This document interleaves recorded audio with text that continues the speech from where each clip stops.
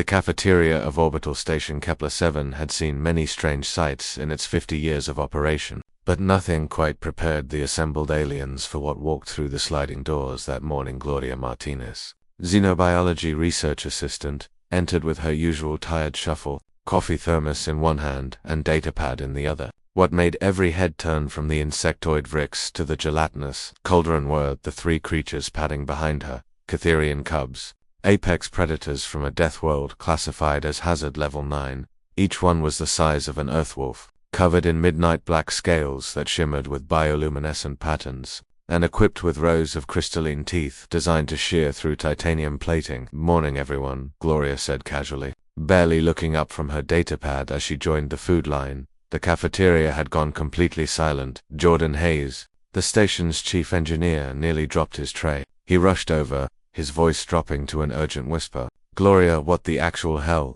Those are Catherian cubs. Do you know what their parents can do?" Gloria glanced down at the three cubs, who sat in a perfect row behind her, their multiple eyes fixed on the food dispensers with intense focus. "Relax, Jordan. These three have been following me for weeks now, ever since I helped treat their injured sibling in the lab." "Following you?" Jordan's eyes widened. "Gloria, Catherians don't follow anyone. They hunt, they kill. They're classified as misunderstood," Gloria interrupted, reaching the front of the line. She grabbed a tray and began loading it with her usual breakfast, synthetic eggs, toast, and a nutrition bar. The cubs' heads tracked every movement. The Vrix server behind the counter, a mantis-like creature named Trek, backed away, mandibles clicking in distress. "Human Gloria, this violates 17 station safety protocols." Noted. Gloria moved to the beverage station. Behind her, the three cubs remained in formation, but their eyes had shifted to stare at the food on her tray with unmistakable longing.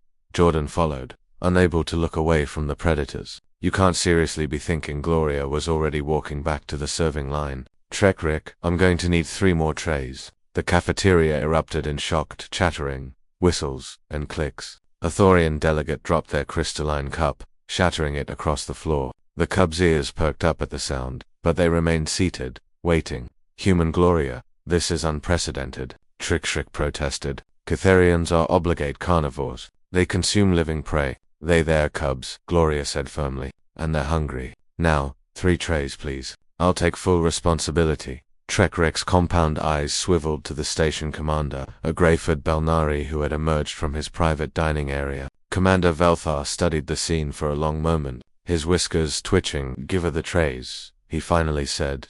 Within minutes, Gloria had set up 3 trays on the floor, each loaded with protein portions, chunks of synthetic meat, and various nutrient blocks. The cubs looked at the trays, then up at Gloria, then back at the trays.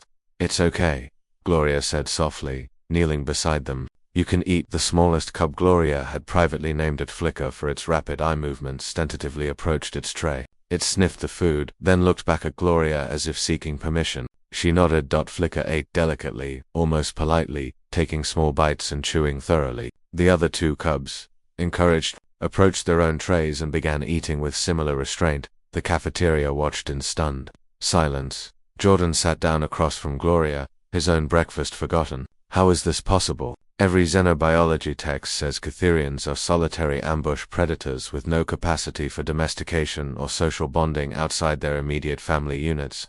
Gloria sipped her coffee, watching the cubs eat with obvious satisfaction. "That's because no one ever tried treating them with basic decency. Everyone sees them as monsters. But I watched these 3-4 hours in the observation bay. They play, they communicate, they problems, they mourn, they're injured."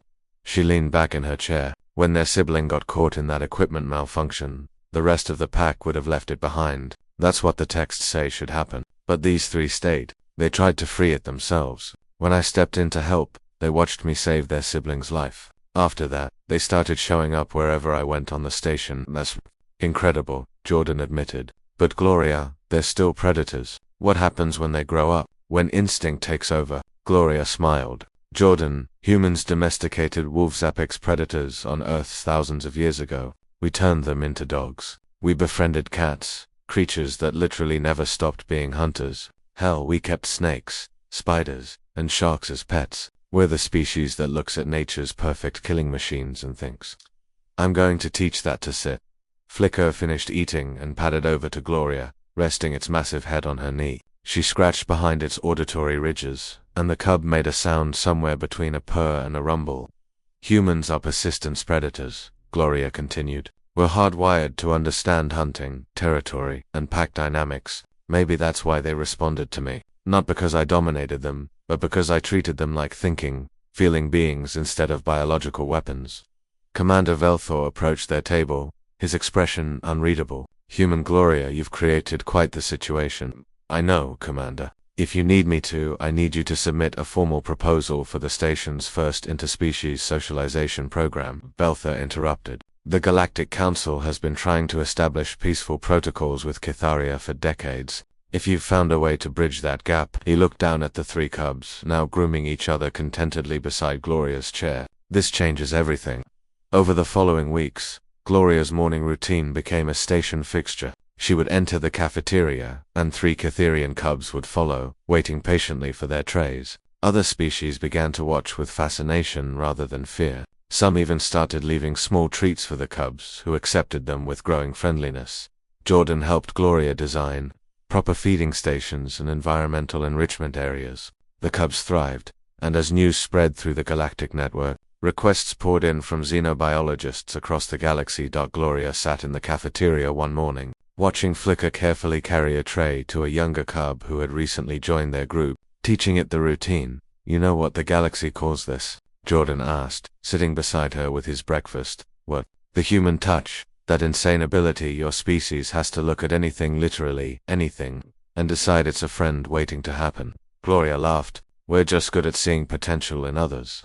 She looked at the cubs who had formed a protective circle around a nervous Calderon researcher who had dropped her tray. Instead of threatening, they were helping her gather her scattered food. Or maybe, Gloria said quietly, we're just too stubborn to accept that anything is truly beyond understanding, too curious to leave mysteries unsolved, too compassionate to see a living being and not wonder if there's a way to connect. Jordan raised his coffee cup. Humanity. Fuck yeah. Gloria clinked her thermos against it. Humanity. Fuck yeah. Behind them, the cafeteria hummed with the sounds of a dozen species sharing a meal. Three apex predators sitting peacefully among them, waiting for their trays like any other members of the station family. The galaxy would never be quite the same.